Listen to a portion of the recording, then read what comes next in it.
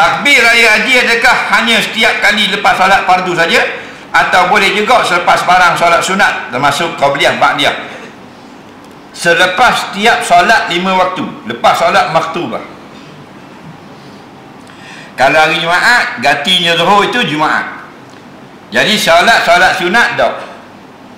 Kalau nak ikut pandangan yang jumhur ulama lah, lepas solat maktubah. Assalamualaikum warahmatullahi, Assalamualaikum warahmatullahi, Allahu akbar, Allahu akbar, Allahu akbar. Okey.